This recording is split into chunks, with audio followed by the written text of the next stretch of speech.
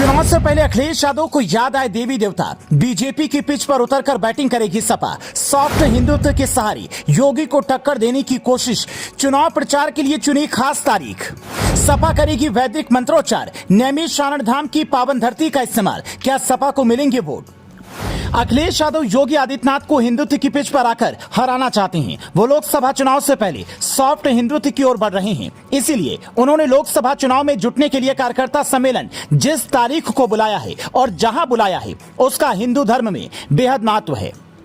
सपा वैदिक मंत्रोच्चार के साथ हवन पूजन के साथ अगले साल होने वाले लोकसभा चुनाव अभियान का आगाज करेगी। सपा ने इसके लिए नैमिषारण्य धाम को चुना है, जहां 9 और 10 जून को 2 दिवसीय कार्यकर्ता प्रशिक्षण शिविर कर रही है।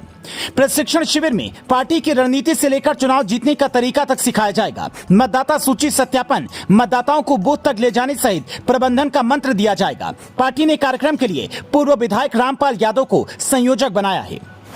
सवाल यह है कि सपा ने इस कार्यक्रम के लिए नैमिषारण्य को ही क्यों चुना? क्योंकि इसका चुनावी महत्व तो है ही, साथ में धार्मिक महत्व भी है। नैमिषारण्य धाम की पावन भूमि पर 33 करोड़ देवी देवताओं का वास माना जाता है और 88,000 ऋषियों की तपोस्थली कहा जाता है।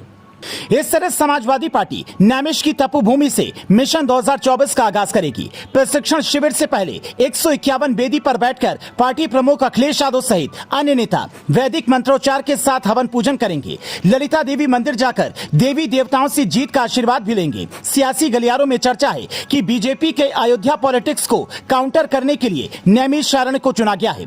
समाजवादी पार्टी की यह चाल कहीं उल्टी न पड़ जाए, क्योंकि ऐसा करने से मुस्लिम वोटर की खिसकने की आशंका बढ़ जाएगी और मुस्लिम वोटर सपा के लिए कितना अहम है, इसका अंदाजा आप इस बात से लगाइए।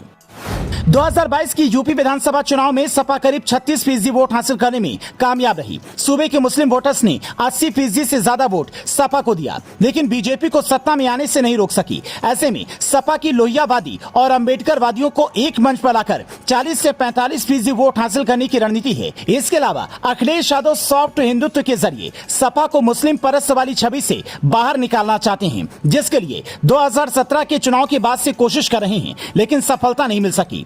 अब आगे जो भी हो, अखिलेश सॉफ्ट हिंदुत्व के रास्ते पर चल पड़े हैं, लेकिन वो क्या योगी का इस चाल के जरिए मुकाबला कर सकते हैं, जो खुद ही मठ के महंत हैं? नैमिषारण्य की तर्ज पर प्रदेश भर में सभी 80 लोकसभा सीटों पर सपा शिविर लगाएगी। सीतापुर की चौहद्दी में 4 लोकसभा और 9 विधानसभा सीट हैं। सपा के पास इसमें सिर्फ 1 विधायक है, जबकि बीजेपी 4 लोकसभा सीट और 8 विधानसभा सीट पर काबिज है। धौरहरा, मिश्रिक, सीतापुर और मोहनलालगंज लोकसभा सीट आती है। बीजेपी ने 2014 से पूरे इलाके में अपना कब्जा जमा रखा है, जिसमें सेंधमारी के लिए सपा ने बीजेपी के दुर्ग से ही अपने प्रशिक्षण शिविर कार्यक्रम की शुरुआत कर रही है। आपको क्या लगता है, अखिलेश यादव की इस नई चाल से सपा को नुकसान होगा या फायदा? कमेंट में बता सकते हैं। Bureau report, leading Bharat TV.